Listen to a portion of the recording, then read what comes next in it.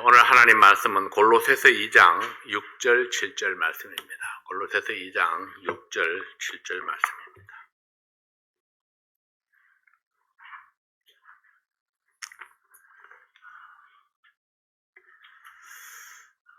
다 같이 골로새서 2장 6절 7절 말씀을 함께 보시겠습니다.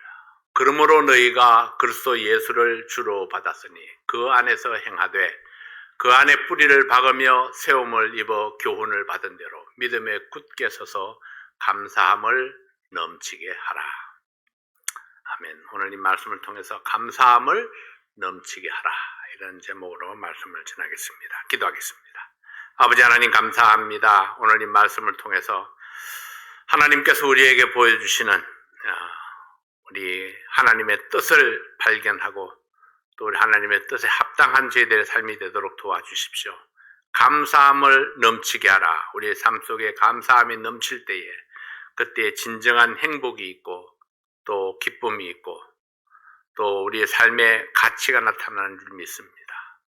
우리가 이 모든 어려운 상황들을 이렇게 믿음으로 잘 소화해 나가는 저희들 될 수 있도록 도와주십시오. 오늘 함께하지 못하는 성도들 어디에 있든지 하나님께서 이 말씀 속에 또 진실을 발견하고 믿음으로 또 더욱더 우리 주님 가까이 나아가는 우리 성도들 되게 도와주십시오. 이 시간을 온전히 주께 의뢰합니다. 예수님 이름으로 기도하옵나이다. 아멘. 그러므로 너희가 그리스도 예수를 주로 받았으니 그 안에서 행하되 그 안에 뿌리를 박으며 세움을 입어 교훈을 받은 대로 믿음에 굳게 서서 감사함을 넘치게 하라. 이 말씀의 결론이 무엇입니까? 이 말씀의 결론은 감사함을 넘치게 하라입니다. 사도 바울이 골로새 교회 성도들에게 권면했던 말씀의 요점은 너의 삶 속에서 감사함을 넘치게 하라. 이게 저절로 감사가 넘치는 것이 아니라 감사함을 넘치게 하라 했습니다. 내가 능동적으로 감사함을 넘치게 하라는 것입니다. 이 말씀은 감사함을 넘치게 하기 위해서 내가 감당해야 할 책임이 있다는 것입니다. 오늘 우리는 내 삶 속에서 감사함이 넘치게 하기 위해서 나의 책임이 무엇인가 살펴보기를 원합니다. 우리가 어떻게 하면 감사가 넘치게 할 수 있을까요? 첫째는 예수 그리스도가 나의 주님 되심을 확고히 해야 합니다. 바울의 권면을 다시 한번 들어보십시오. 2장 6절 말씀에 그러므로 너희가 그리스도 예수를 주로 받았으니, 그리스도 예수를 주님으로 받았다는 사실을 상기시킵니다. 이 말씀은 우리의 믿음 생활에서 가장 중요하고 핵심적인 요소입니다. 예수가 누구입니까? 그분은 근본이 하나님이셨고 만물을 창조하신 분이요 나를 지으신 분입니다. 그런데 왜 예수님이 십자가의 형벌을 받아야 했던가요? 그것은 바로 우리의 죄악 때문이었습니다. 우리의 죄를 용서받게 하기 위해서 대신 십자가형을 받으셨습니다. 우리를 지옥의 멸망에서 건져내서 하나님의 자녀로 회복되기를 원하셨습니다. 우리는 죄로 말미암아 하나님을 떠나 있었고 하나님과의 관계가 끊어져 있었습니다. 그러므로 우리의 삶 속에 감사도 없었고 기쁨도 없었고 소망도 없었습니다. 에베소서 2장 3절 말씀에 보면은 전에는 우리도 다 그 가운데서 우리 육체의 욕심을 따라 지내며 육체와 마음에 원하는 것을 하여 다른 이들과 같이 본질상 진노의 자녀이었더니 했습니다. 우리는 본질상 하나님 앞에 진노의 자식이었습니다. 이 말씀은 우리가 어떤 악한 행동을 하기 이전에 이미 진노의 자식이었다는 것입니다. 다윗의 고백대로 내가 죄악 중에 잉태되었고 죄악 중에 출생했습니다. 내가 태어날 때 이미 하나님과 자녀의 관계가 끊어져 있었고 지옥의 형벌이 확정되어져 있었습니다. 그뿐만 아니라 육체의 욕심을 따라 지냈고 내 육체와 마음이 원하는 대로 살았었습니다. 내 마음대로 살았던 삶, 내가 스스로 주인이 되어서 내 마음이 원하는 대로 살아왔습니다. 이것이 하나님이 없는 모든 인생들의 삶의 모습입니다. 이것이 본질상 진노의 자식이었던 사람의 모습입니다. 이어지는 바울의 권면을 들어보십시오. 에베소서 2장 11절 12절 말씀해 보면은 그러므로 생각하라. 너희는 그때에 육체로 이방인이요 손으로 육체에 행한 할례당이라 칭하는 자들에게 무할례당이라 칭함을 받는 자들이라. 그때 너희는 그리스도 밖에 있었고 이스라엘 나라의 밖에 사람이라 약속의 언약들에 대하여 외인이요 세상에서 소망이 없고 하나님도 없는 자이더니. 그러므로 생각하라. 무엇을 생각하라는 것입니까? 예수님을 나의 주님으로 모시기 전에 나는 어떤 사람이었는가를 생각하라 했습니다. 과거와 현재를 비교해서 생각해 보면은 내가 받은 은혜와 축복을 감사할 수 있습니다. 하나님, 예수님을 알기 전에 나는 어떤 사람이었나요? 그때 우리는 그리스도 밖에 있었고 하나님도 없는 자였습니다. 그때 우리는 하나님의 저주 아래 있었고 지옥의 형벌이 확정되어 있었습니다. 그때 우리는 살 소망이 없었고 절망 가운데 있었습니다. 그러나 이제는 예수 그리스도로 인해서 모든 것이 달라졌습니다. 에베소서 2장 13절 말씀에 이제는 전에 멀리 있던 너희가 그리스도 예수 안에서 그리스도의 피로 가까워졌느니라. 네, 이제 우리는 그리스도 예수의 피로 인해서 속죄의 길을 찾았습니다. 내가 죄인 되었음을 깨닫고 하나님께 회개하여 용서를 받았습니다. 내가 예수 그리스도를 영접함으로 예수님이 내 안에 구세주로 오셨고 나는 예수 안에 있어서 그분이 나의 주인이 되셨고 생명이 되셨습니다. 오늘 본문 말씀에서도 사도 바울은 이 그리스도 예수는 우리 모두의 주님이심을 상기시키고 있습니다. 내가 예수님을 나의 주님으로 영접했고 나는 스스로 종이 되어서 주님을 섬기기로 결단했습니다. 예수 그리스도를 주님으로 섬기는 자들에게 요구되는 것들이 있었습니다. 예수님은 하나님과 우리의 관계를 위해서 우리의 생각을 바꾸도록 요구하십니다. 우리의 우선순위를 바꾸라 하십니다. 그리고 우리의 가치관도 바꾸라 하십니다. 어떤 것들은 버리라 하시고 어떤 것들은 견디라 인내하라 하십니다. 어떤 때는 내 행동의 변화를 요구하시고 어떤 때는 내 계획을 중단시키기도 합니다. 이런 때에 주님을 섬기는 종으로서 내가 할 수 있는 것들이 있습니다. 주님의 뜻이라면 나는 그것을 버립니다. 주님의 뜻이라면 내 계획을 연기합니다. 또는 변경합니다. 또는 잠잠히 기다리겠습니다. 그리고 주님의 권고에 귀를 기울입니다. 고난을 당하지만은 기꺼이 견디어냅니다. 왜냐하면 예수님은 나의 주인이시고 나는 그분의 종이기 때문입니다. 종인데도 불구하고 아들처럼 대우하시는 주님을 생각하면은 그래서 내게 감사가 넘치게 됩니다. 우리는 자주 실수하고 내가 마치 주인인 것처럼 내가 마치 하나님인 것처럼 행동하고 결정하는 그런 실수를 범하기도 합니다. 그러나 분명한 것은 내가 어떻게 생각하든지 진실은 변하지 않습니다. 예수님은 나의 주인이시고 나는 그분을 섬기는 종입니다. 예수님은 나에게 명령하시고 나는 그분의 명령에 복종해야 합니다. 이것이 하나님께서 정하신 순리입니다. 그러므로 우리는 날마다 우리 주님 예수 그리스도와 우리 자신과의 관계를 확실하게 정립해 가야 합니다. 우리가 너무 자주 잊어버리기 때문에 주님께서는 여러 가지 방법으로 우리를 일깨워 주십니다. 예수 그리스도가 너의 주님 되심을 상기하라. 우리가 날마다 일깨워야 될 것이 바로 이것입니다. 예수 그리스도가 나의 주님 되심을 상기하자. 두 번째는 주님과 더불어 사는 법을 익혀야 합니다. 그 안에서 행하되 교훈을 받은 대로 이렇게 말씀했죠. 주님과 더불어 산다는 것은 주님과 함께 살아가는 것입니다. 예수님을 나의 주님으로 오셨습니다. 나는 예수님을 주님으로 섬기기로 결심했습니다. 이렇게 내 삶의 영역이 정해졌습니다.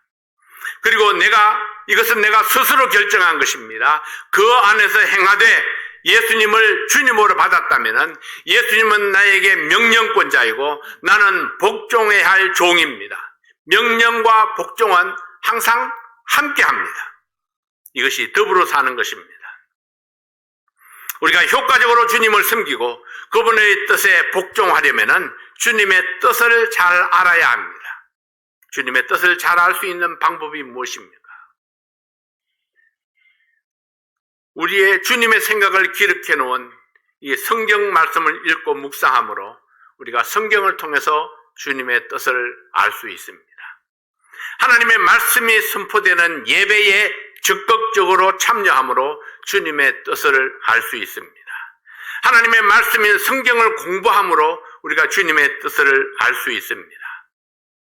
여러분, 수없이 배우고 들었지만은 그럼에도 불구하고 우리가 주님의 뜻을 잘 이행하지 못하는 이유가 무엇입니까? 우리는 너무나 자주 잊어버립니다. 그렇습니다. 잊어버립니다. 고의적으로 주님의 뜻을 거역하겠다 이렇게 생각하는 사람은 별로 없습니다. 그런데 들은 바 말씀을 자꾸 잊어버리기 때문에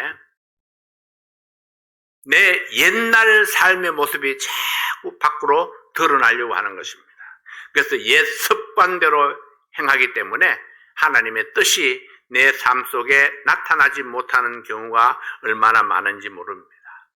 자, 우리가 하나님의 말씀을 듣고 하나님 말씀을 읽고 그리고 하나님 말씀을 공부하고 이제 주님의 뜻을 알았으면은 이제는 주님과 더불어 사는 법을 훈련해 가야 합니다. 자꾸 잊어버리니까 우리가 훈련하는 방법밖에 없습니다.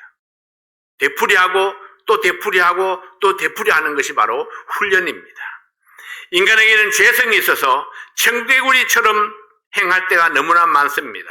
그러나 우리가 주님과 뜻을 함께하지 아니하고 더불어 살지 못하면은 그분과 함께 기뻐하지 못하고 감사하는 삶을 살 수가 없습니다.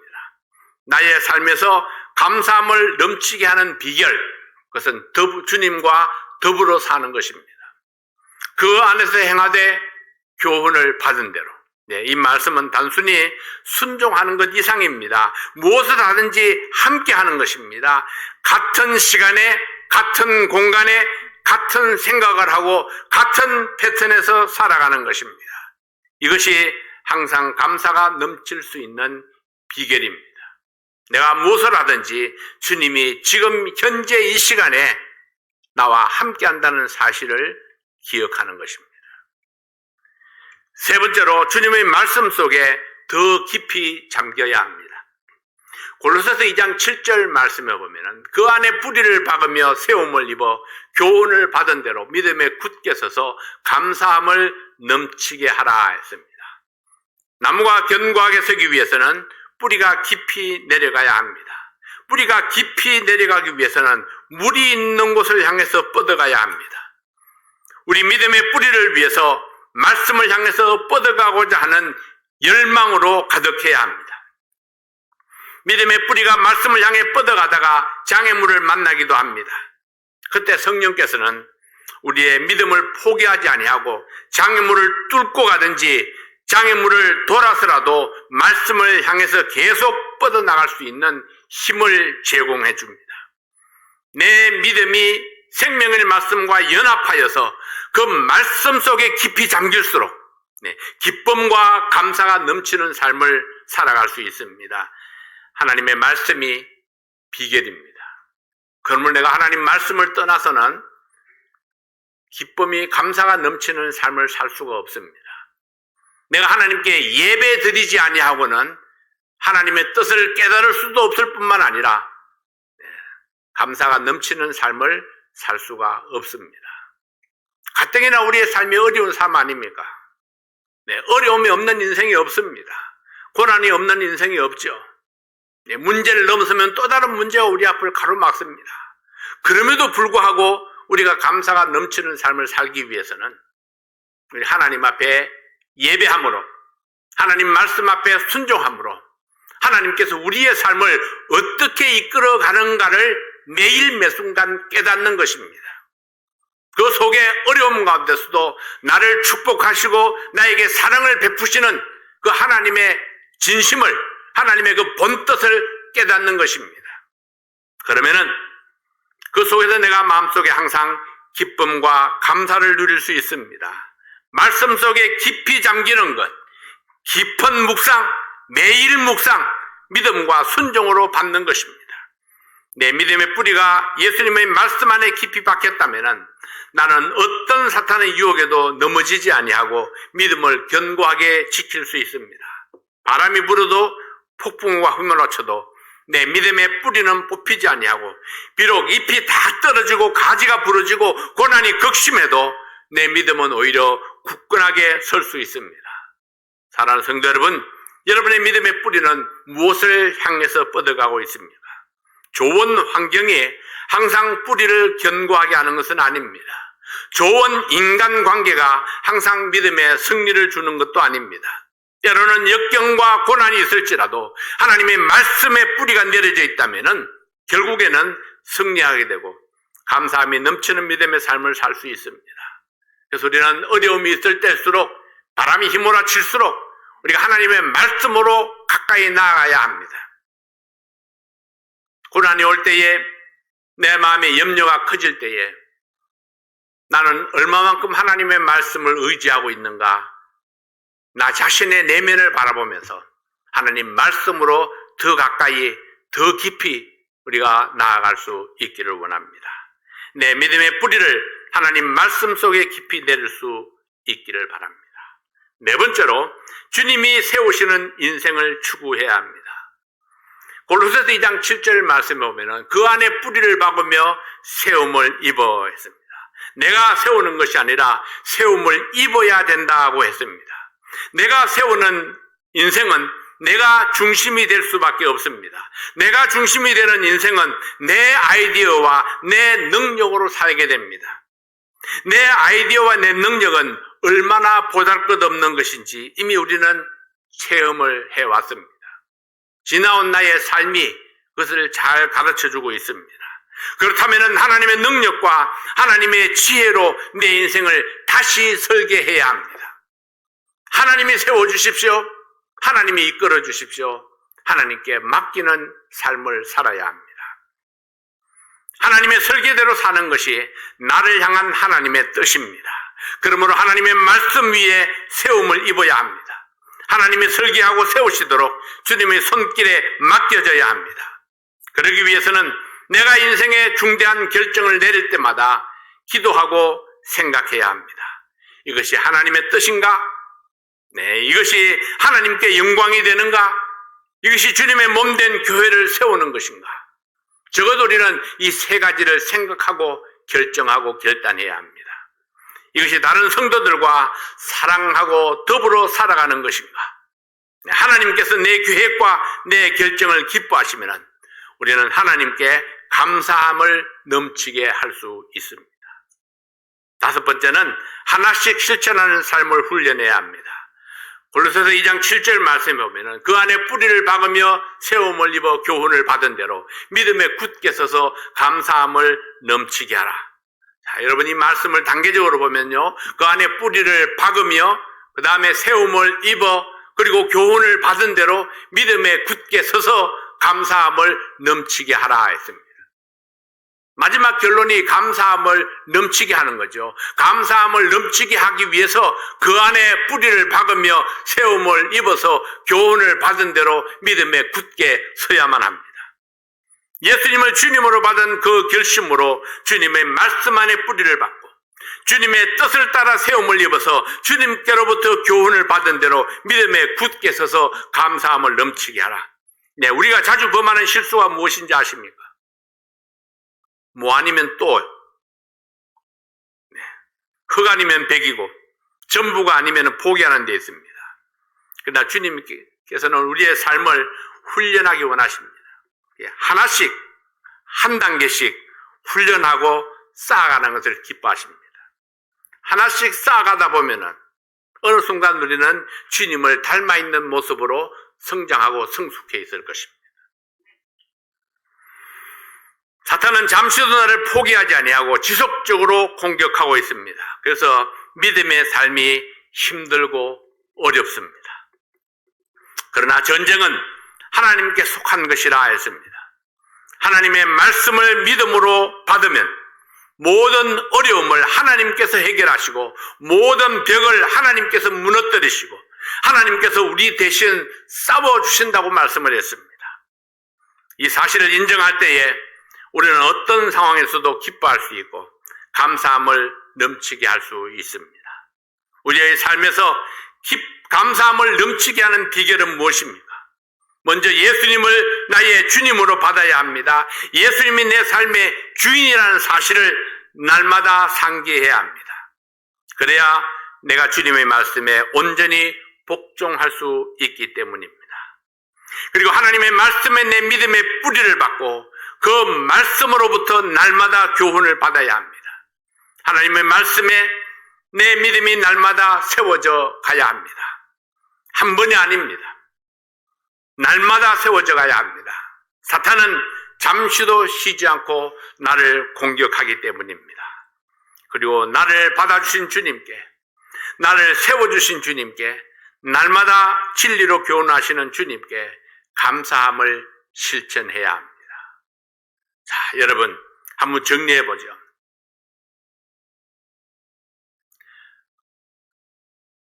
우리에게 감사함을 넘치게 하기 위해서 그 안에 뿌리를 박으며 세움을 입어서 교훈을 받은 대로 믿음에 굳게 서야 한다 했습니다. 그래서 우리는 어떤 일을 결정할 때마다 이것이 하나님께 영광이 되는가 생각합니다. 이것이 다른 사람에게도 덕을 세우는가 생각합니다. 그리고 이것이 교회를 세우는 일인가 생각합니다. 그뿐만이 아닙니다. 오늘도 어려움이 올 때에 나는 누구에게 도움을 구할 것인가? 나를 도와주실 분, 나에게 승리를 주실 분은 주님 한 분밖에 없다는 사실을 다시 한번 발견하는 겁니다. 내게 비록 이런저런 어려움이 있지만은 그러나 그 가운데서도 주님께서 나를 돕고 있다는 사실을 생각하면은 어려움 가운데서도 주님이 나를 이끌어간다는 사실을 내가 생각한다면 그러면 능히 우리가 자갈 길도 감사하면서 노래하면서 걸어갈 수 있다는 것입니다. 그래서 우리는 주님이 나와 함께 하신다는 사실을 날마다 매일매일 묵상하고 생각하고 확신하는 것, 이것이 얼마나 중요한지 모릅니다.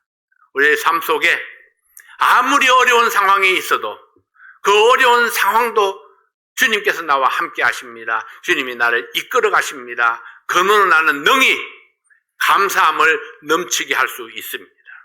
왜냐하면 마지막은 주님께서 주시는 승리가 나를 기다리고 있다는 사실을 확신하기 때문입니다. 감사가 열매입니다.